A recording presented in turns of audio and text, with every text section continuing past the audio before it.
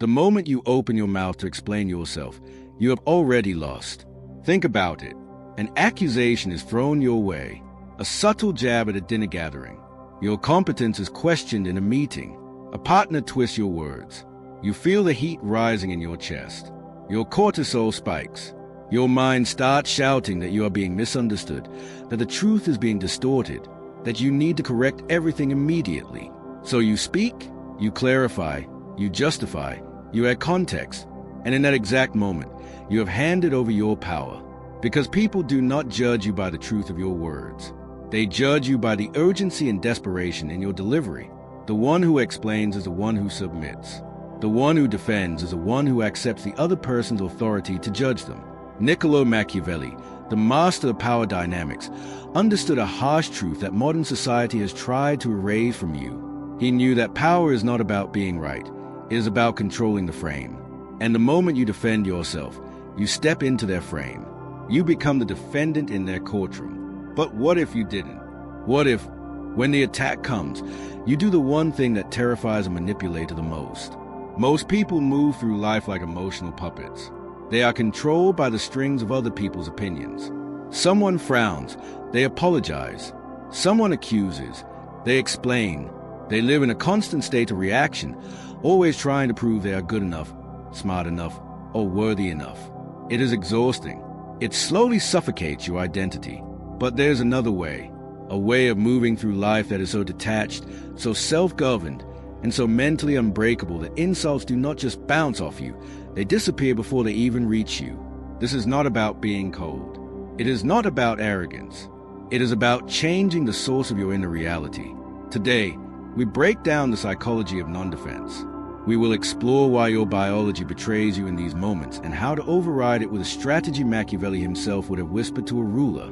I will show you how to instantly flip power dynamics, how to make the attacker question themselves, how to use silence not as emptiness, but as a weapon against ego. But understand this. This requires you to kill a part of yourself. The part that craves validation. The part that begs to be understood. The part that seeks permission. If you destroy that need, you become dangerous. You become untouchable. Let's begin. Why do you do it? Why is your first instinct to defend yourself when someone challenges you? It starts in childhood. Think back to when you were young and a parent or teacher accused you of something. What was the only way to avoid punishment? Explanation. I didn't break it. It fell. I didn't hit him. He hit me first. You learn that authority figures control judgment, and you learn that your safety depended on convincing them you were innocent. The problem is, you grew up, but that pattern didn't. Now you project that authority onto everyone.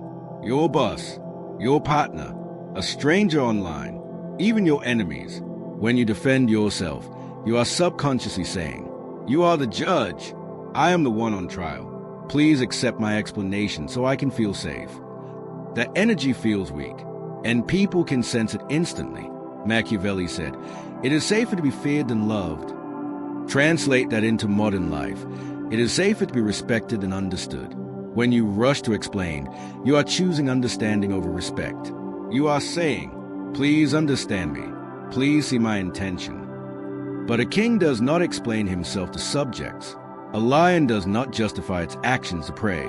The moment you start over-explaining, showing proof, bringing up past examples, you signal that your stability depends on their approval. You hand them control. And once they have it, they can use it whenever they want. This is the trap of seeking validation. You believe that if you explain clearly enough, they will suddenly say, "Oh, I understand now. You're right." But that almost never happens, because the attack was never about truth. It was about control. They didn't accuse you to find truth. They accused you to see your reaction, and you reacted. The first step to becoming untouchable is realizing this. There is no courtroom. There is no judge. There is no jury. There is only you and your perception. When you stop treating people like judges, their accusations stop feeling powerful. They become opinions, and opinions are just noise. So what happens when you stop reacting? Imagine someone says, "You're being selfish." The old you would respond, "No, I'm not. I did this and that for you." Now imagine a different response. You look at them. Hold eye contact. Stay silent. Keep your face neutral. Let the silence sit. 3 seconds. 4 seconds. 5 seconds.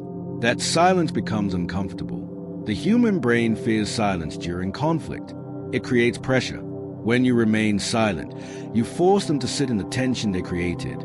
And most of the time, they break. They start talking again. They begin to justify themselves. Suddenly, they are the ones explaining. The power flips. This is a gray rock method at its highest level. You become like a void, and a void cannot be attacked. You cannot strike emptiness. By refusing to resist, you make the attack collapse on its own. But this requires control, because inside you, your ego is screaming. Say something. Fight back. You must control that impulse. Machiavelli understood something powerful. The most dangerous person is the one who cannot be read. When you defend yourself, you reveal your insecurities. I'm not stupid. Now they know intelligence is your weak point. I'm not a bad person. Now they know morality is your trigger. Silence reveals nothing. It reflects everything back at them. And that reflection makes them uncomfortable. Sometimes, silence is not enough. Sometimes you need to speak, but never defensively. Instead, you use a strategy known as agree and amplify. If someone throws an absurd accusation, defending it makes it serious. Instead, lean into it, exaggerate it, turn it into something ridiculous. You're greedy. Instead of defending, no, I just care about my family. You say, you caught me. I swim in gold coins every week like a cartoon character. Delivered calmly. What did you just do? You showed confidence. You refused to be insulted. You turned their attack into humor. You control the frame. This removes their weapon. They wanted to hurt you, but you turned it into entertainment. This is called amuse mastery. It is the mindset of someone above the situation, like an adult watching a child throw a tantrum. You don't argue. You don't react. You observe. When you defend yourself, you lower yourself into the chaos. Don't do that. Stay above it. Robert Greene talks about identity control. When someone labels you, they are trying to define you. If you fight the label, you still engage with it. If you mock it, you destroy it. You're arrogant. I prefer confident, but sure. You don't care about anyone. I'm working on expanding my list.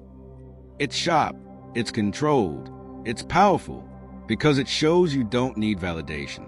If you truly know who you are, no label can shake you. If you feel the need to defend, it means part of you doubts yourself. That's where the real work begins. Every conversation has a hidden structure. One person plays the judge. The other becomes a defendant. The judge questions. The defendant explains. And the one explaining loses power. So what's the move? Refuse to be the defendant. Become the observer. If someone asks, why are you always late? Don't explain. Instead ask, why does my timing affect you this much? Now the focus shifts. Now they are being analyzed. You flip the dynamic. You move from defense to control. This frustrates manipulators because they want you reacting, not observing. Phrases like, that's an interesting perspective. Why do you feel that way? You seem very invested in this. These acknowledge, but do not accept. They create boundaries. You are saying, that is your opinion, not my reality. This is more than a tactic. It is a mindset. Other people's emotions are not your responsibility. Stop carrying them. Let them handle their own reactions. Now comes a paradox. Sometimes the strongest move is agreement, but not weak agreement, controlled agreement. Someone attacks you. You calmly say, you're right, and stop. That's it. This is called fogging. Their attack disappears into nothing. They expect resistance. When you remove it, they collapse. But there's a key detail. Agree with the truth. Ignore the insult. You made a mistake. You're incompetent. You respond. You're right. I made a mistake. I'll fix it. You ignore the insult. You address the fact. That shows confidence. Insecure people argue. Secure people correct and move on. Machiavelli would call this disarming your opponent. You remove the fight entirely. and you remain in control. But none of this works if it's fake. If your body language shows fear, it fails. Power is mostly nonverbal. You must build internal confidence, and that comes from self-awareness. Why do attacks hurt? Because they touch something inside you. If someone says something completely false, you laugh. But if it hits something real, you react. The ultimate defense is self-knowledge. When you accept your flaws, no one can use them against you. If you know your weaknesses, you are free. No one can shame you. That is true power. That is what makes someone untouchable. You stop being something that needs protection. You become something that cannot be shaken. So here is your challenge. For 7 days, no defending, no explaining. If you are late, just say I'm late. If you make a mistake, own it. If someone misunderstands you, let them. Sit in that discomfort and watch what happens. People will be confused at first. Then they will respect you. Then they will be drawn to you. Because nothing is more powerful than someone who doesn't need validation. You take your energy back. You step into control. The world will try to provoke you. Don't react. Stay silent. Stay in control. Stay powerful. If this mindset connects with you, the deeper, darker, more independent version of you, then you already know what to do. Not because I said it, but because you are done living like prey in a world full of predators.